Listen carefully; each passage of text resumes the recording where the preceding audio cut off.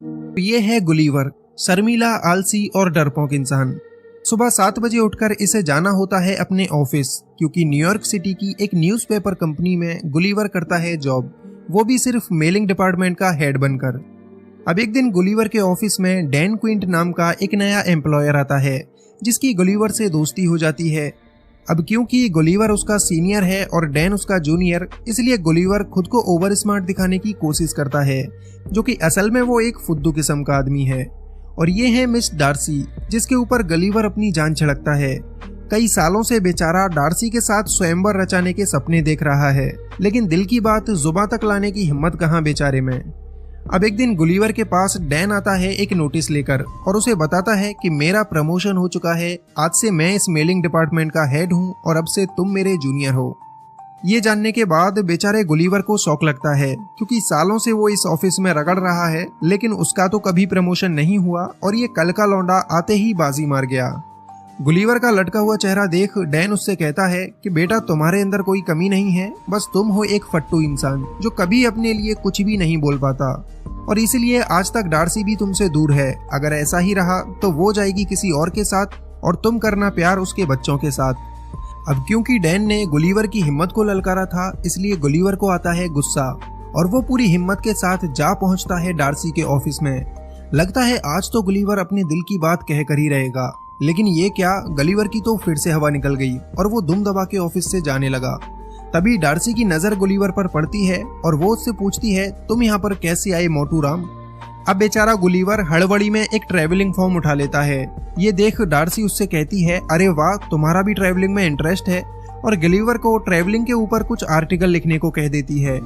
Gulliver बेचारा जो कभी न्यूयॉर्क से बाहर ही नहीं गया, वो कैसे ट्रैवलिंग पर कुछ भी लिख सकता था, पर क्योंकि डार्सी मैडम ने कहा है, इसलिए गुलीवर पीछे भी तो नहीं हट सकता था। घर पहुंचकर गुलीवर का हाल कुछ यूं होता है कि आगे कुआं पीछे खाई, हर तरफ से आफत आई। लेकिन फिर गुलीवर को आता है एक आइडिया और कंप्यूटर पे जाकर वो शुरू करता है कॉपी पेस्ट का काम। अगले दिन गुलीवर पूरे कॉन्फिडेंस के साथ डार्सी को अपने आर्टिकल्स दिखाता है, जो घास फूस दिया जाता है। अब यहाँ पर गुलीवर की मुलाकात होती है होरोशियो नाम के एक और कैदी से, जिसकी खता ये थी कि उसने प्रिंसेस मैरी को प्यार भरी नजरों से देखा था और तब से ही उसे बंदी बना लिया गया।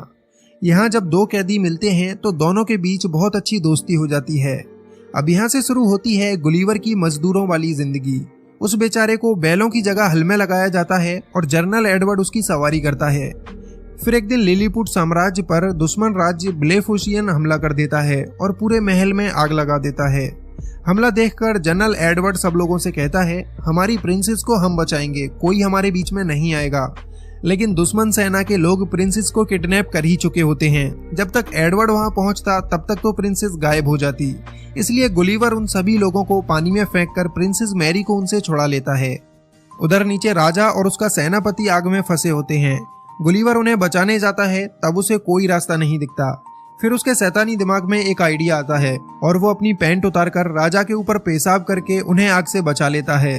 एडवर्ड गुस्सा करते हुए राक्षस के पास आता है और उसे कहता है, तुम्हारी जरूरत कैसे हुई हमारे राजा के ऊपर पेशाब करने की। इस पर गुलीवर थोड़ा सा स्नान एडवर्ड को भी करा देता है। गुलीवर की इस बहादुरी के लिए राजा उससे बहुत खुश होता है और उसे खाने के लिए अपने साथ दावत पर बुलाता है। लेकिन गुलीवर उनसे एक शर्त रखता है कि दावत पर वो तभी आएगा जब उसके दोस्त होरेशियो को कैद से आजाद कर दिया जाएगा। राजा उसकी ये शर्त मान लेता है और होरेशियो को आजाद करके उसे भी गुलीवर के साथ दावत पर आने का न्योता देता है। दावत के टाइम राजा गुलीवर से उसके बारे में पूछने लगता है। वो कहता है, प्यारे राक्षस, ये बताओ तुम आखिर हो कहाँ से।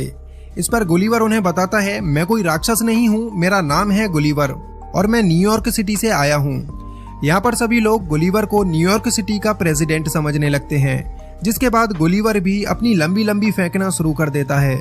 वो कहता है कि मैंने न्यूयॉर्क में सभी लोगों की जान बचाई थी और इसीलिए आज मैं वहाँ का पावरफुल प्रेसिडेंट हूँ। इसके बाद राजा उससे कहता है, फिर तो तुम्हें अपनी प्रजा की बहुत फिक्र हो रही होगी। हम जल्दी ही तुम्हारी बोट ढूंढ देंगे जिससे तुम वापस अपनी प्रजा के पास जा सको। अब गुलीवर के लिए एक आलीशान बहुत बड़ा घर तैयार कराया जाता है, जिसमें सैकड़ों मजदूर हर वक्त उसकी सेवा के लिए लगे रहते हैं, ताकि बड़े आराम से गुलीवर यहाँ पर रह सके। एक दिन होरेशियो गलीवर से पूछता है कि आखिर प्रिंसेस को कैसे इम्प्रेस किया जाए, क्योंकि होरेशियो प्रिंसेस मैरी से बहुत प्यार करता था और उसके लिए जेल में कैदी बनकर भी तो रह चुका था। गलीवर जो खुद डार्सी से अपनी बात नहीं कर पाया, वो यहाँ होरेशियो को लड़की पटाने के टिप्स देने लगता है। और मजे की बात तो ये है कि प्रिंसेस भी होरेशियो से इम्प्रेस हो जाती है। मतलब कुछ भी कहो, गलीवर तो लव गुरु निकला। हाँ, ये बात अलग है कभी खुद की लव स्टोरी शुरू ना कर पाया। अब रात को ही जनरल एडवर्ड गुलिवर की बोट को ढूंढ निकालता है, क्योंकि वो जल्द से जल्द गुलिवर को यहाँ से भगाना चाहता था। खबर सुनते ही गुलिवर काफी खुश होता है, क्योंकि वो अब अपने घर डार्सी के पास जा सकता था। गुलिवर आकर देखता है तो उसकी बोट टूटी हुई पड़ी थी, जिसे सही होने में कम से कम 1 हफ्ते का वक्त लगेगा। तभी उन लोगों को वहां पर गुलिवर का फोन भी पड़ा मिलता है, जो अभी तक ऑन था। गुलिवर अपना फोन उठाता है तो उसमें 12 वॉइस मैसेज पड़े थे, जो कि डार्सी के थे। डार्सी को ये पता चल चुका था कि गलीवर ने वो सारे आर्टिकल इंटरनेट से कॉपी किए थे, इसलिए वो गलीवर से काफी ज्यादा गुस्सा थी। वॉइस मैसेजेस सुनने के बाद गलीवर की हालत खराब हो जाती है। वो अब डार्सी का सामना नहीं करना चाहता था, इसलिए लिलीपुट में रुकने का ही मन बना लेता है। गुलिवर के रुकने से पूरा साम्राज्य बहुत खुश होता है, सिवाय एडवर्ड को छोड़कर। एडवर्ड नहीं चाहता था कि गलीवर यहाँ रुके, इसलिए वो राजा के पास जाकर राजा के कान भरने लगता है। इस पर राजा एडवर्ड की बात मानने की जगह गुलिवर को ही पूरे साम्राज्य का जनरल बना देता है। अब से एडवर्ड की जगह गुलिवर ही पूरी साम्राज्य की सुरक्षा देखेगा। अब एक बार फिर ब्लूफुशियन की सेना लिलीपुट पर हमला कर देती है और एडवर्ड को मौका मिल जाता है गुलिवर को नीचा दिखाने का। एडवर्ड पूरी सुरक्षा व्यवस्था को ही हटा देता है, जिससे गुलिवर लिलीपुट को दुश्मन से बचा ना पाए। हमले की खबर सुनकर गुलिवर दुश्मनों को रोकने के लिए आता है और अपने कपड़े उतारकर पानी में घुस जाता है। पानी में जाकर वो दुश्मनों को समझाता है कि मुझे कोई लड़ाई नहीं करनी, मैं वैसे ही तुम्हें मारने की एक्टिंग करूंगा और तुम यहाँ से भाग जाना। लेकिन ब्लूफुशियन के लोग गुलिवर से दोस्ती करने तो आए नहीं थे, इसलिए पूरी सेना उसके ऊपर हमला करने लगती है और ये देख एडवर्ड काफी खुश होता है। लेकिन फिर गलीवर को गुस्सा आता है और वो दुश्मन के सारे जहाजों की रस्सियां पकड़कर उन्हें पानी के बाहर फेंक देता है और एक बार फिर से गुलिवर की जय जयकार शुरू हो जाती है। राजा एक बार फिर गुलिवर से काफी खुश हो जाता है। अब तो गुलिवर के शौक मौज के लिए और भी अच्छे इंतजाम कर दिए जाते हैं, जिसमें उसकी मसाज करना, बाल काटना सब कुछ शामिल होता है। उधर गुस्से से भरा हुआ एडवर्ड जाकर दुश्मन राज्य ब्लूफुशियन से मिल जाता है और गुलिवर की बोट से रोबोट बनाने वाली बुक निकालकर एक विशालकाय रोबोट तैयार करता है, जिससे गुलिवर को हराया जा सके। ब्लूफुशियन के लोग लिलीपुट पर एक बार फिर से हमला करते हैं और गुलिवर फिर से तैयार है उन छोटे लोगों को हराने के लिए। लेकिन उसका सामना जब एडवर्ड के रोबोट से होता है तो गुलिवर की हवा टाइट हो जाती है, क्योंकि ये रोबोट गुलिवर से भी काफी ज्यादा बड़ा था।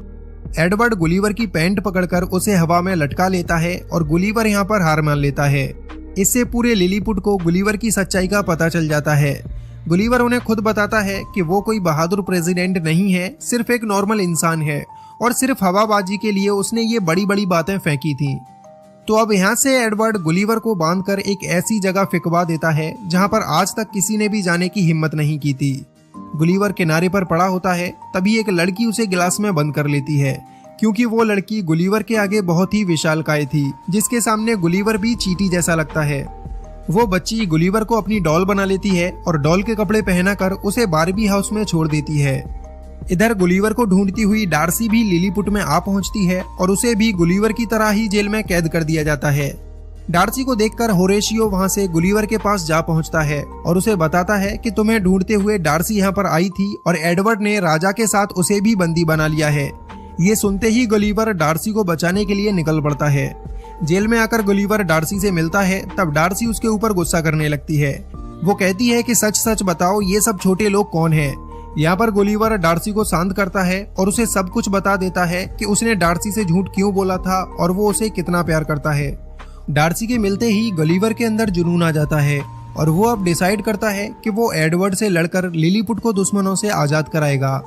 अगले दिन फिर से रोबोट और गुलिवर का सामना होता है। रोबोट फिर से गुलिवर को मारने लगता है, क्योंकि एडवर्ड ने उसे और भी ज्यादा एडवांस कर दिया था। रोबोट बार बार गुलिवर के करंट लगा रहा था, जिससे गुलिवर उसका कुछ नहीं बिगाड़ पा रहा था। लेकिन फिर होरेशियो के दिमाग की बत्ती जलती है और वो एक रस्सी पे लटक कर रोबोट के अंदर घुस जाता है। अंदर जाकर होरेशियो रोबोट के वायर काट देता है, जिससे अब रोबोट गुलिवर के करंट नहीं लगा पाता। मौका मिलते ही गलीवर रोबोट के ऊपर हावी हो जाता है और बड़ी ही आसानी से वो मार मार कर रोबोट को खत्म कर देता है। लिलीपुट की पूरी प्रजा गलीवर के लिए जोरदार तालियां बजाती है, साथ में होरेशियो के ऊपर भी फूल फेंके जाते हैं। होरेशियो की बहादुरी के लिए राजा अपनी बेटी प्रिंसेस मैरी का हाथ होरेशियो के हाथ में दे देता है।